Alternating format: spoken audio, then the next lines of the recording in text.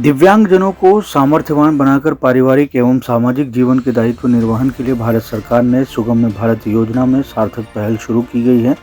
केंद्रीय मंत्री डॉक्टर कुमार केंद्रीय मंत्री ने दृष्टिबाधित दिव्यांगजनों हेतु निर्मित स्वदेशी सुगम्य केन का किया लोकार्पण।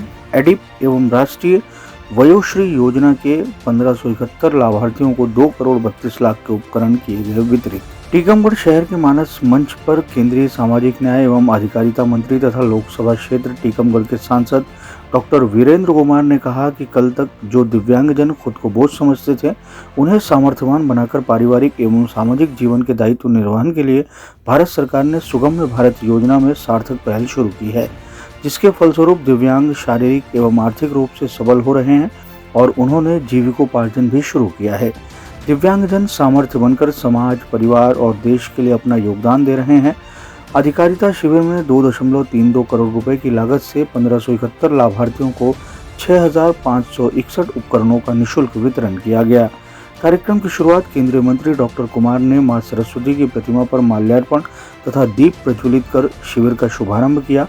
शिविर में डॉक्टर कुमार ने दिव्यांगजनों को फूलमाला पहनाकर उनका स्वागत किया। इस दौरान केंद्रीय मंत्री डॉक्टर कुमार तथा अतिथियों द्वारा शिविर में दृष्टिबाधित दिव्यांगजनों होते निर्मित स्वदेशी सुगम्य केन का लोकार्पण तथा NHFDC कौशल प्रशिक्षण स्वावलंबन केंद्र का शुभारंभ भी किया गया। इस केंद्र के माध्यम से दिव्यांगजनों को कौशल प्रशिक्षण जैसे कंप्यूटर, मोटराइज्ड ट्राइसिकल, मरम्मत आदि का प्रशिक्षण दिया जाएगा। कार्यक्रम के दौरान जतारा विधायक हरिशंकर खटी, टीकमगढ़ विधायक राकेश गिरी गोस्वामी, अमित नूना, पूर्व विधायक टीकमगढ़ के श्रीवास्तव, श्री अनुराग वर्मा, राजेंद्र तिवारी, विवेक चतुर्वेदी, जनप्रतिनिधि कलेक्टर सुभाष कुमार द्विवेदी सहित अधिकारीगण एवं बड़ी संख्या में दिव्यांग एवं वृद्धजन तथा लाभान्वित हितग्राही उपस्थित रहे। लगभग 6000 सहायक उपकरणों का वितरण किया जाना है। पिछले अगस्त के महीने से शुरुआत की थी।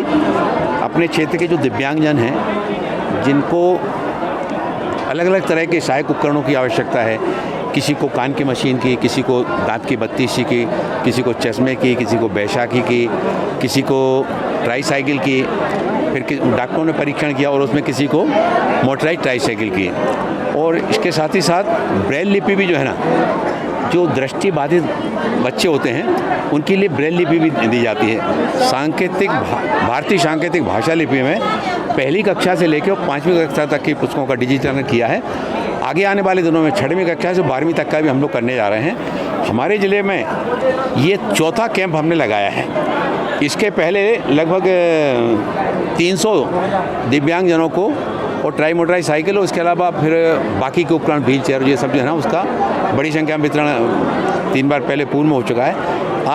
आज के भी इस कार्यक्रम में, ये कार्यक्रम मैंने कल छतरपुर में किया था और वहाँ पर भी लगभग 4000 के आसपास उपकरण वहाँ पर वितरण किए गए। आज टीकमगढ़ में ये किया जा रहा है, कल निवाड़ी में होगा। हमने ब्लॉक स्तर पर ये परीक्षण शिविरों का आयोजन करवाया था स्वास्थ्य विभाग के माध्यम से, जिसमें एलिम्को के भी चिकित्सक आए थे। कि वहाँ पर पूर्व में सूचना दे के दिव्यांगजनों को वहाँ पर बुलाया गया था।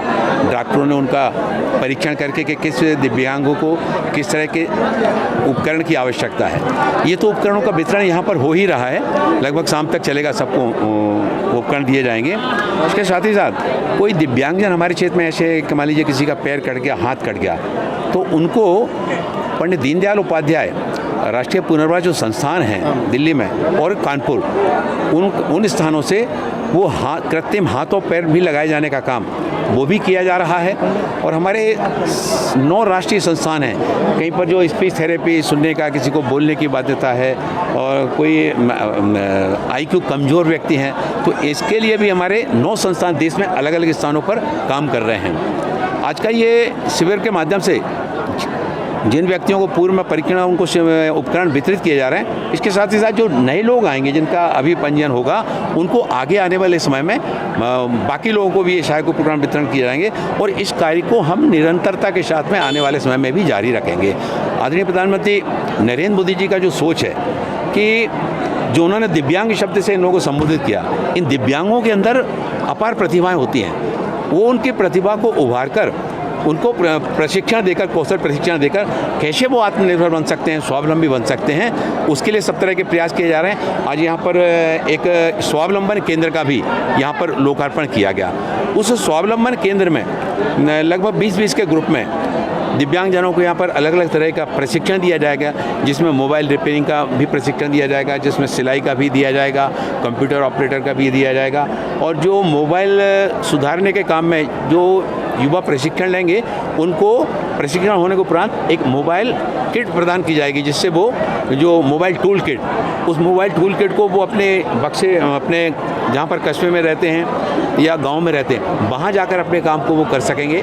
ऐसे ही सिलाई के काम को भी, मोबाइल रिपेयरिंग काम को भी आगे आने वाले दिनों में और भी इस तरह के और प्रशिक्षण की गतिविधियों को आगे बढ़ाया जाएगा, जिससे हमारा दिव्यांग वो आत्मनिर्भर बन सके।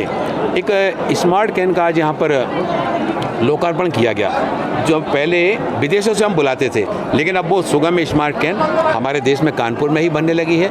और जो हमारे ऐसे दृष्टिबाधित हमारे दिव्यांगजन होते हैं, उसमें सेंसर रहता है। सेंसर से वो कोई गड्ढा आता है, पत्थर आता है या खाई आती है, तो वो सेंसर हाथ में कंपन करने लगता है। ये अभी तक हम विदेशों से बुलाते थे, लगभग 5350 की पड़ती थी, लेकिन अब इसको हम अपने देश में बनाने लगे हैं और लगभग 4000 रुपये की पड़ेगी। तो जहाँ एक और पैसा बचेगा, उसमें बड़ी संख्या में हम दिव्यांगजनों तक ये पहुँचा पाएंगे। छोटे बच्चे जो 0 to 5 ईयर्स तक के बच्चे, ऐसे बच्चे जो सुन नहीं पाते हैं, बोल नहीं पाते हैं, उनके लिए कॉकलियर इम्प्लांट सर्जरी विभाग के द्वारा ये सुविधा प्रदान की जाती है।